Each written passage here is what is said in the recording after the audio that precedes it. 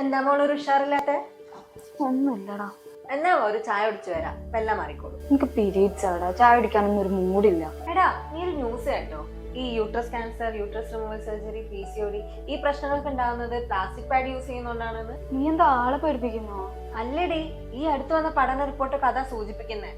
അതായത് ഈ പീരീഡ്സ് ടൈമിൽ ബ്ലഡ് പ്ലാസ്റ്റിക് പാഡിൽ വീഴുമ്പോൾ പ്ലാസ്റ്റിക്കിന്റെ ഘടന മാറും. അവിടെ ഡയോക്സിൻ, കാർബൺ മോണോക്സൈഡ് എന്നീ 2 വിഷവാതകങ്ങൾ ഉണ്ടാവുകയും അതുമൂലം യൂട്രസ് ക്യാൻസർ, PCOD പോലുള്ള രോഗങ്ങൾ ഉണ്ടാവുകയും ചെയ്യും. അപ്പൊ നീ ഈ പ്ലാസ്റ്റിക്കിന്റെ പാഡല്ലേ യൂസ് ചെയ്യുന്നത്? അല്ല, ഞാൻ Carensafe എന്ന ബ്രാൻഡ് ഉപയോഗിക്കുന്നത്.